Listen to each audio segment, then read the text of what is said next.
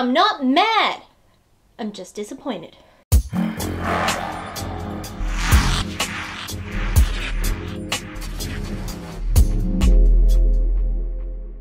Hi guys, welcome to another video and another review.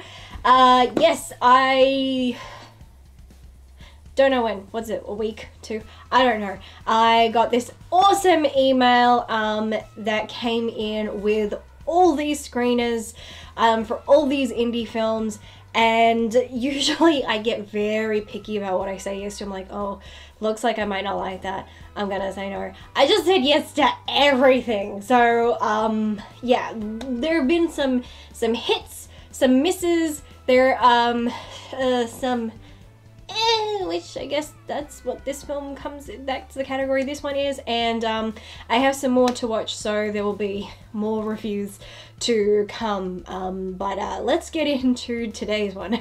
Hatched is a 2021 British action monster movie directed by Scott Jeffrey and Rebecca Matthews and written by Craig McLeary. In it, an obsessive scientist discovers a way to bring dinosaurs back to life, and when his family comes to visit, they find him dead, eaten by his creations. Just look at this poster. Take in the glory of this poster. To be honest, it looks more like a game cover, and I'm not sure why there is a pteranodon in this picture. There are no pteranodons in this film. That is very misleading. That aside, this poster sold me on the film. It looked like I was in for some over-the-top absurd fun, like Velocipasta level insanity, and I'll live for that shit. I think when people commit to films that are just that crazy, it is magical. It's why Gingerweed Man is one of my favorite films of 2021. This, on the other hand, is not that at all. The film appears to take itself very seriously, like as if it were part of the Jurassic Park franchise, and I can say that because so many elements of this film were plucked directly from the Jurassic Park films. We have a scene where a girl is in a kitchen hiding from and trying to dodge one of 2 velociraptors on the loose. Does that sound at all familiar to anyone?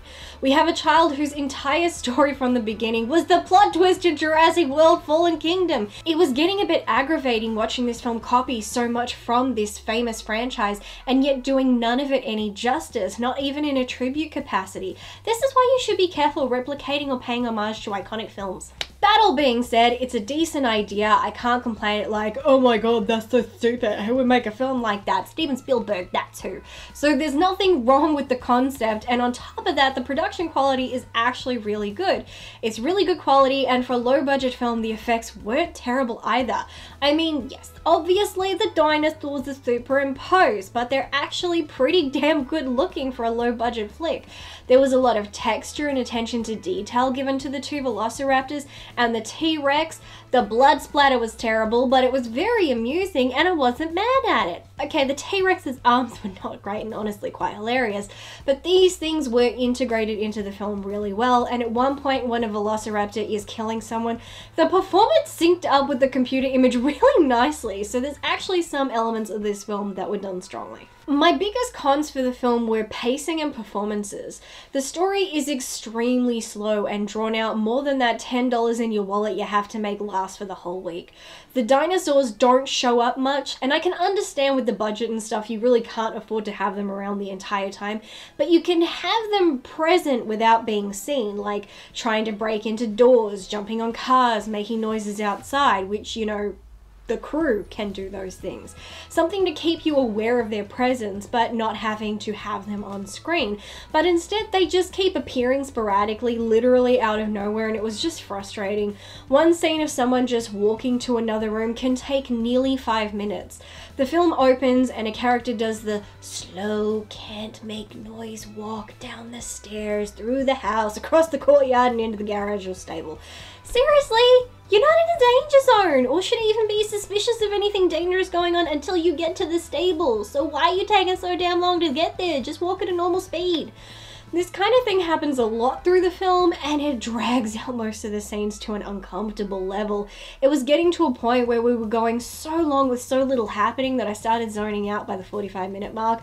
There was just nothing in the story or characters to grab my attention. I in no way think any of the actors are bad actors. Sometimes I do, but not in this case. I can clearly see in this film what they were going for, and I think there were enough times they got it right for me to see they have talent. The issue comes from their levels or or lack thereof. If we put emotional performance or performance intensity on a scale from 0 to 10, 10 being intense and 0 being dead, I'd say everyone is coming in at about 4. They're delivering their lines well, but not with the right emotions or intensity to really sell it, and so I never really bought into it. We have a couple moments where they managed to move 1 point up the scale, but we never got beyond that. So the film kind of continues at this one constant level, and in scenes where clearly things are meant to build up, no one was hitting what was needed to make the scene work in some capacity, and those hurt the film a lot. I feel this is one of those times where the blame falls on the directors more than the actors, because at this point, I feel it's the director's job to cut and tell the actors to push it further, and I don't believe that happened. There were a few mistakes here and there, silly things that just felt lazy, like characters being positioned a certain way, and then the next time we see them, they've changed when they shouldn't have. Little mistakes like that that could have easily been fixed. They didn't hurt the film, they just irked me more than anything.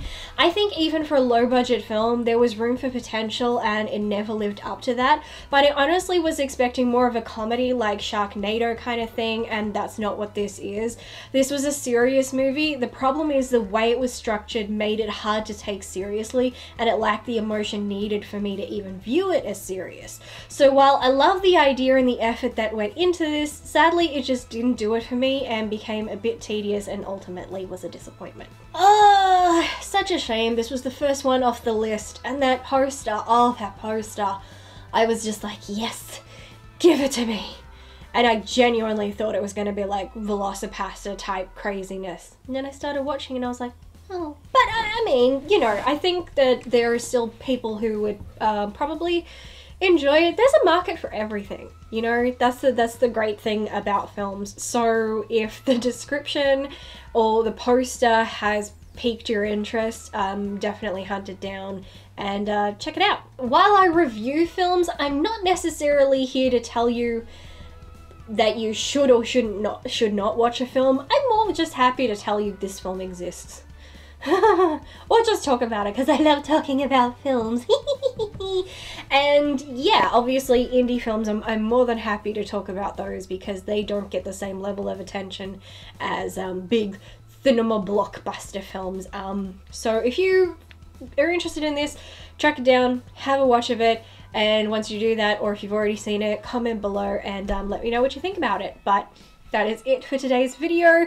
Hope everybody is doing well, stay safe, stay happy, watch lots of movies, and I hope to see you in my next video. So until then, bye!